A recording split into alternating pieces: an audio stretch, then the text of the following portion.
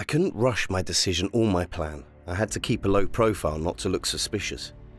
I kept working with him, focusing on his routine and what he did during and after work. I had to know more about T for my plan to be put in motion. While I was studying T, something clicked in my mind. I didn't know where T lived. We would usually finish the work and he would head in deeper into the forest while I would make my way out of it. I only know this because I stayed a bit later after we finished work, hiding in the woods, watching him. He would always stay inside the warehouse after me, waiting for me to leave before he did so himself. One Friday night, we had more bodies delivered to us than we were used to, most likely a gang shooting, but I didn't know, nor did I want to. It was already past my usual working time, but I'd already started getting rid of one of the bodies, so I told T I would stay another hour or two longer to finish it up, and that he could go home if he wants. T agreed.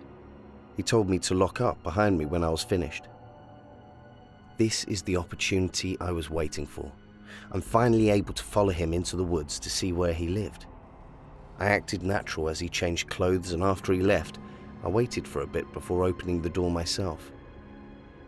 I grabbed a pack of band-aids and slowly followed him into the woods, making sure I wouldn't make any sounds. I stuck the band-aids on the trees to be able to find my way back to the warehouse. I followed him, navigating the woods with precision so I don't step on any branches. After about 10 minutes, I could see a small clearing and a house inside of it. As I neared it to get a better look, I wasn't paying attention to the ground anymore. I stepped on a branch and it cracked loudly under me. I instinctively ducked under a bush and I saw his head snap back. My heart was pumping in my chest, threatening to jump out any minute. Adrenaline was rushing through my body, but after about a minute of nothing happening, I peeked out slowly. I saw him getting to the front door of the house as he glanced one last time at the woods behind before he went in. I calmed my breathing down a bit as I made my way back to the warehouse, making sure to take every band-aid off the tree so that he wouldn't see them. I got back, finished up the body that I promised I would, and made my way back to my friend's house. When I got back to my house, I couldn't sleep. The only thing I could focus on was how to find a way to get into the house itself. The task wasn't going to be easy, and it would take a lot of risk, but if it worked, it would be a big step closer into making my plan a success. The next day at work, I got there a little bit later, and as I was changing my clothes, I decided to look through his clothes, if he had a key to the house. I peeked out of the room, and when I was sure he wasn't close, I looked through his clothes. At first, I didn't find anything, until I got to his coat that was hanging on the wall. I put my hand in the left pocket and I felt keys. When I got them out of the pocket, I noticed there were 2 keys that looked similar to the ones of our warehouse. But they weren't the same. I decided to change one of the keys for my own warehouse key, hoping it was the key to his house. I had my fingers crossed he wouldn't notice the difference, at least not immediately. I had to wait for him to get distracted by something, however, so that I could have enough time to swap the keys.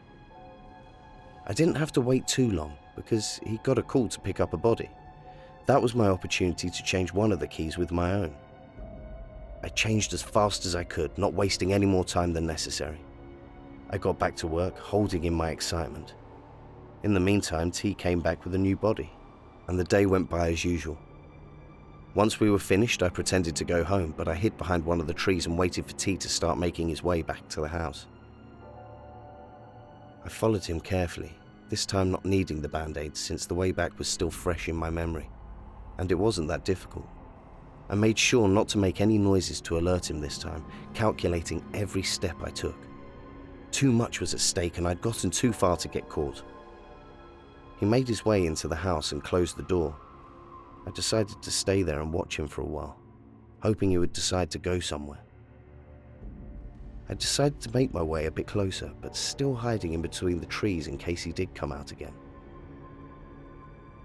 I watched him for an hour or so before the lights in the house turned off. I figured he was most likely going to sleep, so I decided to call it a night and try my luck again tomorrow. When I got back to my friend's house, he was already waiting for me. He said he had something important to talk about. We sat down and he started talking about my parents and my ex-girlfriend missing at the same time. I played dumb, acting like I didn't know what could have possibly happened to them. I was heartbroken, so I didn't have to fake my tears when I cried. He said he was sorry that he even brought that up, but something about it was bugging him, so he just wanted to know if I knew who could have done it. I said no, and as I turned to leave, he said, "You should take a break. You've been working overtime a lot lately from what I can see." I just nodded my head and kept my eyes to the ground, feeling disgusted by what I've done with my life. The next day went as usual. We worked on some bodies until it was time to go home. Just like the night before, I waited for him to leave and followed him back to his house. This time I was feeling a bit more courageous and I got even closer to the house. I tried to see something through his window, but I couldn't see much of interest. That is until lights in one of the rooms turned on and he went into it. It looked like an office, and he looked inside one of the drawers as he pulled out a file and dialed a number on his phone. It seemed like the person on the other side picked up, and while they were talking, they hung up. After some more time has passed, the lights went out once again. I made my way back to my friend's house and went to sleep. That night I had a nightmare and I couldn't sleep well. Something in my mind told me I saw something that I shouldn't that night.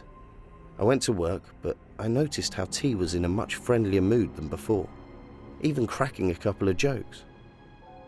I endured through it, and when the time came, I followed him back to his house. I took the same spot in the night before, and this time the lights turned off really early, and I saw T getting out of the house and making his way back to the warehouse. I didn't know what he was up to, but this may have been my only chance to get into his house and look around. When I made sure he was gone, I rushed into the house and unlocked it. I went in and decided not to turn on any of the lights, using my flashlight on my phone instead. I made my way into what I assumed was his office and shined my own light over the file that was on his table. The file said, Darren Johnson. That was my name. Why did he have my full name on a file when I never even told him any of my information? I opened the file and I felt my heart sink to my stomach. He had all of my information about my parents and my ex-girlfriend. My parents and my girlfriend were scratched off. There was one more person at the bottom of the page that wasn't. It was my friend that took me in to live with him. Under his information it said, hit, 5 a.m, when he's leaving for work. I was shocked. I didn't know what to think. If I was right, my friend is going to be killed next, possibly tomorrow as he's leaving for work. I couldn't let that happen. I'd already lost too much to these monsters. I got out of his house, locked the door, and rushed back to my friend's house. I spent the night physically and mentally preparing myself for all the scenarios that could happen. I took one of my friend's work outfits from the closet and decided to go out at 4:40. I knew the hitman would be somewhere where he could see my friend leaving the house, and I knew he wouldn't use a pistol unless he absolutely had to. We were living in the city after all. I left the house and turned down one of the alleys after a minute of walking. I walked for a bit and then stopped, pretending to be looking at my phone. What I was actually looking at was the reflection behind me. I saw a man silently approaching. Unaware I can see him as he silently pulled out a knife from his waistband. I did the same, just less noticeably. I had to time this perfectly. I had the element of surprise, but he was a trained hitman. I waited for him to get close enough that I would be able to attack him. I turned around and swung my knife in a horizontal motion where his throat was. He gurgled, and a look of shock enveloped his face as he fell down and took his last breaths. I took his phone and saw a familiar number that belonged to T in his recent contacts. It said Taylor. So I guess now I know his name too. I took the phone with me and put the body in the trunk of my car. I drove to the usual location we picked up the bodies from, and I called Taylor. I told him the body was ready and he hung up the phone. I hid in one of the bushes nearby and waited for Taylor to come. When he came and went to the body, I could see his body tense up. I slowly made my way out of the bushes and cocked the gun that I took from the hitman. He turned around, fear on his face. "What the hell are you doing? Put that down now," he yelled, even though we both knew he didn't have control of the situation. Why? Is the only thing I said, levelling the gun to his head. Listen, I wanted to make sure you wouldn't have a reason to leave. I needed a partner and you did well, he said as I looked at him with disgust. Yeah, bad move, I said as I pulled the trigger 3 times, his body falling lifeless on top of the hitman. This has brought me to insanity. I couldn't live a normal life, not anymore, not after everything I've done. I'm a criminal now, and I have to accept it. I'm sorry, but I have to leave now. Someone called the number from my ad on the dark web, and I need a new partner. I have 2 bodies to clean up. Thank you for watching this video. If you want to support this channel, we have a link in the description for that.